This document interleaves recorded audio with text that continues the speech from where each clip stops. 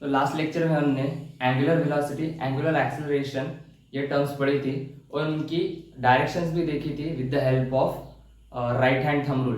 क्या करता है राइट हैंड थंब रूल, क्या होता है ये जो एंगुलर वेलोसिटी, एंगुलर एक्सेलरेशन जो होता है और एंगुलर डिस्प्लेसमेंट जो होता है वो हमारे प्लेन ऑफ द सर्कल को परपेंडिकुलर रहता है, ऐसे इस तरह से। This is the centre, particle moves from this to this, इस डायरेक्शन में जा रहा है। और ये थी एंगुलर डिस्प्लेसमेंट, एंगुलर वेलोसिटी और एंगुलर एक्सेलरेशन की डायरेक्शन। जब कोई पार्टिकल एंटी क्लॉकवाइज डायरेक्ट होता है, एंटी क्लॉकवाइज डायरेक्ट होता है, तब वो उसकी डायरेक्शन जो होती है वो perpendicular to the plane of the circle and goes upward from the circle. Okay, और जब वो क्लॉकवाइज डायरेक्शन में फिरता है, मतलब ऐसे, इस तरह से राइट हैंड रूल क्या होता है, जब कोई पार्टिकल इस तरह से फिरता है एंटी क्लॉकवाइज डायरेक्शन में, तब एंगुलर वेलोसिटी, एंगुलर एक्सेलरेशन और एंगुलर डिस्प्लेसमेंट की जो डायरेक्शन होती है वो तो perpendicular to the plane of the circle होती है, लेकिन वो नीचे की तरफ डायरेक्ट करती है। Okay, so this is all about the directions of alpha, omega and theta. ठीक है, इसके बाद हमें पढ़ना था कुछ गिने चुने रिलेशंस जो कि कंसर्न थे, relation between linear velocity, angular velocity, relation between linear acceleration और एंगुलर एक्सेलरेशन के बीच में। सो उन चार के बीच में का रिलेशंस डिफाइन करने के लिए हमें कल की कुछ फार्मूलेस की गरज पड़नी, फार्मूलाज की इंपॉर्टेंस समझना पड़ेगा।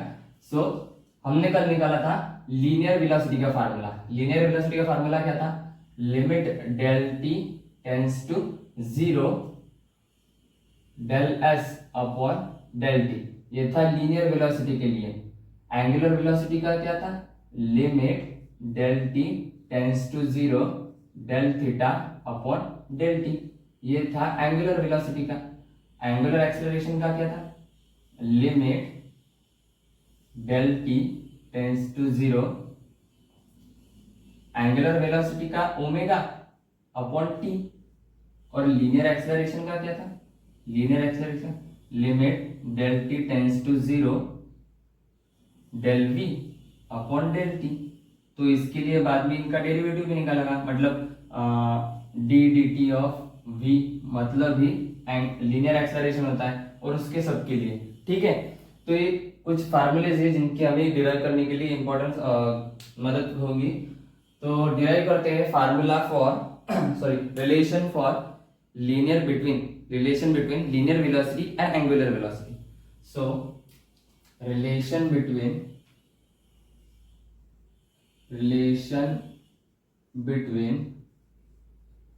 linear velocity and angular velocity. Okay, relation between linear velocity and angular velocity. अभी लीनियर वेलोसिटी और एंगुलर वेलोसिटी के बीच में का रिलेशन देखने के लिए हमें कंसीडर करना पड़ेगा कि एक पार्टिकल सर्कुलर मोशन कर रहा है। ठीक है, so let's say an particle performing a uniform circular motion. Okay, an particle performing a uniform circular motion, this is point A, this is point B, and it makes an angle, a very small angle, it is del theta। ये कुछ distance cover कर रहा है इसलिए del s. Okay, small distance है इसलिए del S, और ये इसकी रेडियस है। ठीक है, consider particle performing uniform circular motion. तो इस पार्टिकल की लीनियर वेलोसिटी क्या होगी, linear velocity, okay, with radius r. ठीक है, consider a particle performing uniform circular motion with radius r। उस पार्टिकल की रेडियस क्या है, r है। ओके, और इसके बाद में लेट अभी फिजिक्स के कुछ रूल्स है, बहुत इंपॉर्टेंट रूल्स है जिसको हमें फॉलो करने पड़ते हैं डेरिवेशन डिराइव करने के लिए, एक्सप्रेशन डिराइव करने के लिए। तो सबसे पहला पॉइंट होता है कंसीडर का, उसके बाद होता है लेट का। कंसिडर में क्या होता है कि कंसिडर में कंसिडर करना पड़ता है कि कुछ जो भी कंडीशन है उसके हिसाब से देने पड़ते हैं। मतलब कि consider particle performing uniform circular motion with radius r. Okay, let में देना पड़ता है कि हमें गिवन क्या क्या है। तो गिवन क्या है, okay, angular displacement so small del theta with the angular displacement, ठीक है, del s with the small arc length. Okay, now we know that, हम पता है क्या बताया हमें, तो we know that linear velocity is given by limit del t tends to 0 del s upon del T, ठीक है। So linear velocity is given by limit del s upon del t, limit del s upon del t, इसे हम देते हैं equation number 1, ठीक है। We know that also, हमें क्या पता है, हमें पता है कि जो एंगुलर डिस्प्लेसमेंट होता है डेल थीटा, वो डेल एस अपॉन आर होता है। एंगुलर डिस्प्लेसमेंट की डेफिनेशन में पढ़ा था ना, del s upon r. So equation number 2, so from नहीं, इक्वेशन नंबर 2 नहीं, ये जो आर है ना, ये इसको मल्टीप्लाई में लेके जाता हूं, तो डेल एस क्या बनेगा, आर इंटू डेल थीटा। अभी ये equation number 2, so put equation 2 in equation 1। अभी इक्वेशन 2 इक्वेशन 1 में पुट करते हैं, तो क्या बन जाता है, v is equals to limit del t tends to 0, और ये जो डेल एस है ना, इसको r del theta upon d t, del T, ठीक है। इसके बाद अभी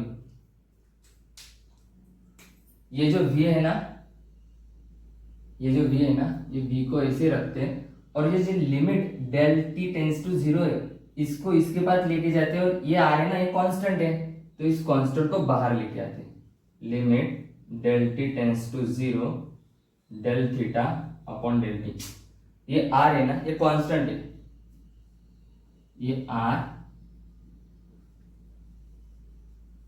कांस्टेंट होने की वजह से बाहर आया, और जबकि ये एक डिराइव्ड क्वांटिटी है, मतलब इसको डेरिवेट कर सकते हैं, तो आर को डेरिवेट नहीं कर सकते, आर का अगर डेरिवेशन निकाला तो जीरो आ जाता है, क्योंकि वो कांस्टेंट है, तो इसलिए इसको बाहर निकाल दिया।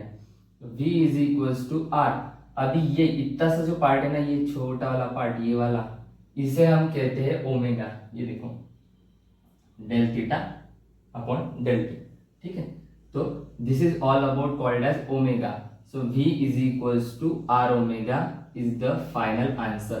मतलब कि relation between v and omega, मतलब ही लीनियर वेलोसिटी और एंगुलर वेलोसिटी, इनके बीच में का क्या आया, linear velocity is equals to radius into angular velocity.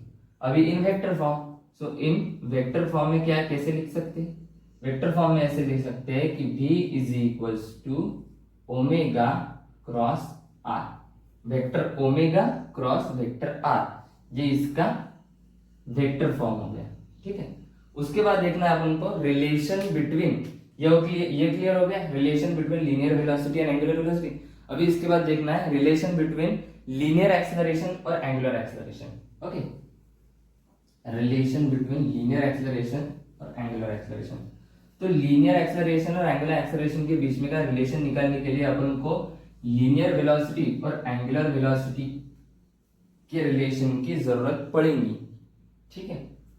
तो क्या है, relation between linear acceleration and angular acceleration, ठीक है।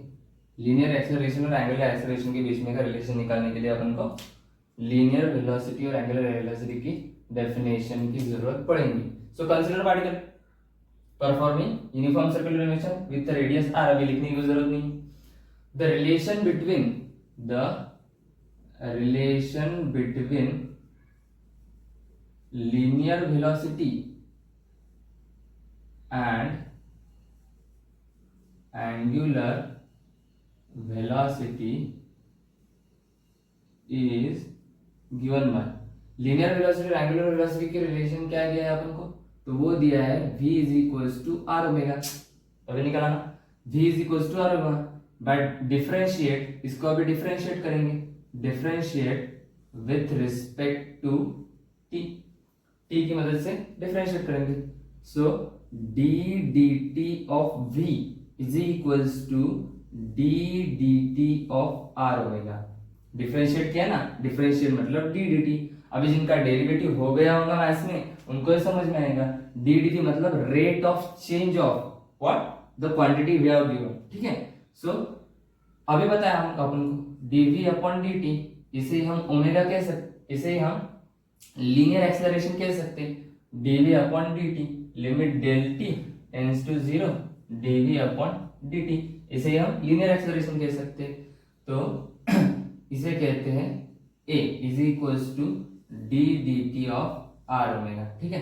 अब ये r कांस्टेंट है, इस कांस्टेंट को बाहर निकालते हैं, तो a is equals to r d omega upon dt, और ये d ओमेगा को अपन क्या कहते हैं, एंगुलर एक्सेलरेशन, ठीक है ना। d dt of omega is equal to angular acceleration, so इसे हम कहेंगे angular acceleration alpha. This is the expression, this is the relation between the linear acceleration और एंगुलर एक्सेलरेशन। इसे हम वेक्टर फॉर्म में क्या करेंगे, वेक्टर फॉर्म, इसे वेक्टर फॉर्म में लिखते हैं, vector a is equals to vector r cross vector alpha. Okay, so this is the relation between the linear acceleration and angular acceleration. अगर एग्जाम में आया तो 2-2 मार्क के लिए पूछ सकते हैं, ठीक है, बोर्ड के एग्जाम्स में। अभी इसके बाद एक डेफिनेशन पढ़नी है, एक नहीं वैसे 2 डेफिनेशन पढ़ने हैं, वो कौन से एक जैसी है। एक होता है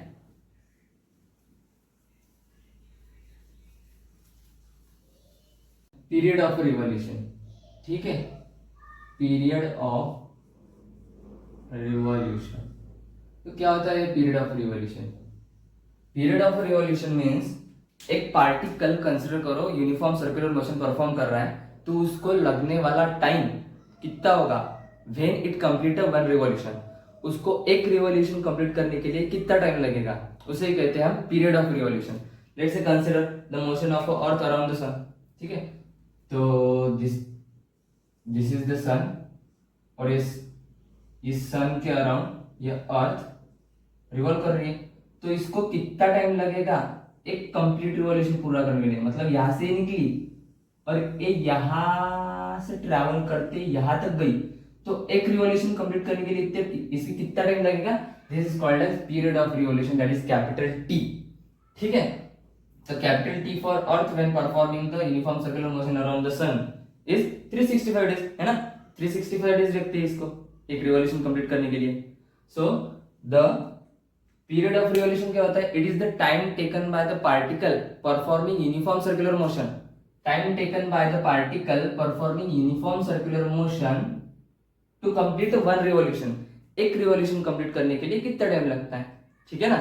सो द स्टेटमेंट क्या बोलते हैं, स्टेटमेंट नहीं है, डेफिनेशन है, the time taken bye a particle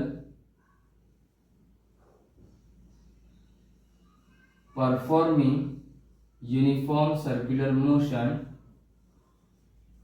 to complete one revolution, एक रिवॉल्यूशन कंप्लीट करने के लिए is called as period of revolution, इसे हम पीरियड ऑफ रिवॉल्यूशन कहते हैं, ठीक है।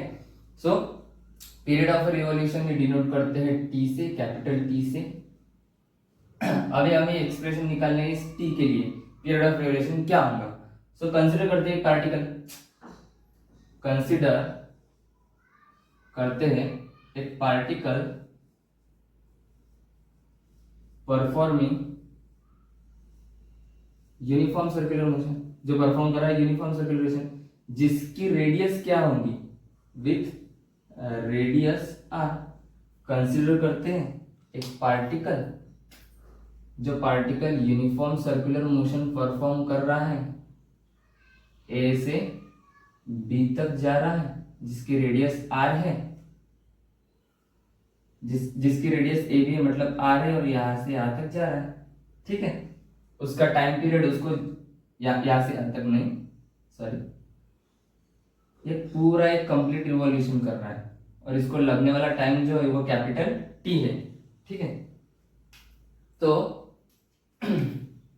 Consider particle perform uniform circular motion with radius r, then for one revolution, एक रिवॉल्यूशन के लिए, for one revolution, for one revolution, एक रिवॉल्यूशन के लिए उसका जो टाइम है, उसको जो टाइम लगेगा वो तो टी ही लगेगा, और उसकी जो डिस्टेंस है, उसको जो डिस्टेंस कवर करना है, मतलब यहां से यहां तक, यहां से यहां तक कितना डिस्टेंस रहेगा, तो वो डिस्टेंस रहेगा सरकमफरेंस, क्या सर्कल के सरकमफरेंस कितना। डेफिनेशन में हमने कहा था the motion of a body और a particle along the circumference of the circle, मतलब सर्कमफरेंस ऑफ द सर्कल के अलोंग में। तो सर्कमफरेंस ऑफ द सर्कल क्या होता है, this is 2 pi r, circumference of the circle, ठीक है ना। तो for one revolution the distance covered by the particle कितना रहेगा, 2 पाई आर, 2 पाई आर रहेगा, और उसको जो टाइम लगेगा वो टी रहेगा, एंड टाइम कितना रहेगा, वो कैपिटल टी रहेगा। सो वी नो दैट, क्या पता है आपको, लीनियर वेलोसिटी। तो लीनियर वेलोसिटी क्या होती है, v is equals to distance upon time, that is distance covered upon time. तो जो v रहेगा वो v क्या रहेगा, डिस्टेंस कवर्ड अपॉन टाइम, मतलब ही 2 pi are for one revolution के लिए, है ना, अपॉन t। और v को हम क्या लिख सकते हैं, v is equals to are omega, अभी रिलेशन निकाला था, v is equals to are omega, तो 2 पाई आर अपॉन टी, यहां से आर कैंसिल हो गया, omega is equals to 2 pi upon t, और यही से t is equals to 2 pi upon omega, ये रिलेशन निकलता है, ठीक है ना। तो t for the particle perform uniform circular motion it require t, मतलब कि एक रिवॉल्यूशन कंप्लीट करने के लिए कितना टाइम लगता है, तो टाइम लगता है 2 पाई अपॉन ओमेगा, ठीक है, इतना टाइम लगता है। तो इसके बाद एक और डेफिनेशन पढ़नी है जिसको कहते हैं फ्रीक्वेंसी ऑफ रिवॉल्यूशन। तो फ्रीक्वेंसी ऑफ रिवॉल्यूशन कुछ नहीं, ये नंबर ऑफ रिवॉल्यूशंस है, नंबर ऑफ रिवॉल्यूशंस मतलब कि जितने रिवॉल्यूशंस एक पार्टिकल परफॉर्म करेगा कितने टाइम में, इन 1 सेकंड, 1 यूनिट में, 1 सेकंड में जो पार्टिकल कितने रिवॉल्यूशन परफॉर्म करता है, the number of revolutions performed by a particle in 1 second is called as frequency of revolution, मतलब रिवॉल्यूशन कितने परफॉर्म कर रहा है। तो फ्रीक्वेंसी ऑफ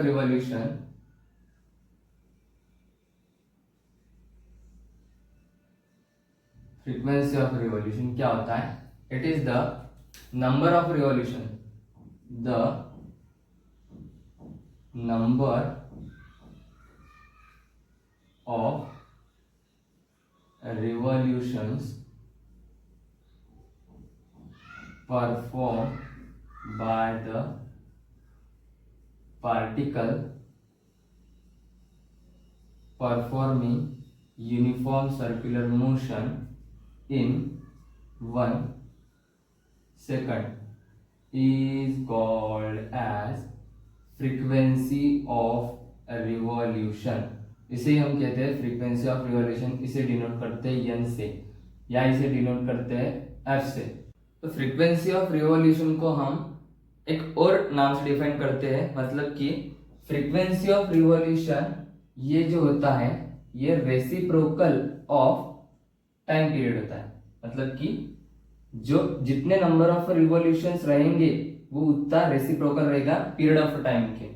ये जो रिलेशन है वो इनवर्सली प्रोपोर्शनल है, इसको मतलब इसकी जरूरत नहीं है वैसे। So the number of revolution perform by particle perform uniform circular motion in 1 second is called as frequency of revolution. तो फ्रीक्वेंसी ऑफ रिवॉल्यूशन के लिए जो डेरिवेशन रहेगा वो कुछ इस प्रकार है। तो अपने हमें पता है कि जो फ्रीक्वेंसी है रिवॉल्यूशन की वो रेसिप्रोकल है टाइम पीरियड की, ठीक है। तो जो फ्रीक्वेंसी होगी वो 1/2π/ओमेगा रहेगी। 2π/ओमेगा क्या है, टी, अभी तो निकला था टी इज इक्वल टू 2π/ओमेगा, ठीक है रहना। तो जो एन रहेगा वो रहेगा ω/2π, ठीक है। तो इससे ओमेगा बनता है 2πn। This is the derivation for frequency of revolution and omega can also be written as 2πm, ठीक है। नाउ इसका ऐसा यूनिट क्या रहेगा, ऐसा यूनिट, तो इसका ऐसा यूनिट रहेगा सेकंड इनवर्स, ठीक है। सेकंड इनवर्स मतलब कि टाइम का रेसिप्रोकल लेना है तो सेकंड इनवर्स। इसका सीजीएस यूनिट भी वही रहेगा, सीजीएस यूनिट भी वही रहेगा, क्या रहेगा, सेकंड इनवर्स। और इसका जो डायमेंशन है, इसका डायमेंशन है वो m0 l0 p-, ठीक है। जो टाइम पीरियड देखा था उसके लिए टाइम पीरियड ऑफ रिवॉल्यूशन, उसका ऐसा यूनिट क्या रहेगा, उसका ऐसा यूनिट रहेगा सेकंड, ठीक है। और उसका सीजीएस यूनिट रहेगा, सीजीएस यूनिट वो भी सेकंड। और उसके जो डायमेंशंस रहेंगे, उसके डायमेंशन रहेंगे m0 l0 t1 टाइम 1 है ना पीरियड, तो उसके लिए t1। सो आज हमने देखा relation between linear velocity and angular velocity और frequency of revolution and time period. अगले लेक्चर में हमें कुछ एक्सप्रेशंस पढ़ने हैं जो बहुत बहुत बहुत इंपॉर्टेंट है और वो 3 या 4 मार्क के लिए आ सकते हैं बोर्ड के एग्जाम्स में। सो आज के लिए बस इतना ही।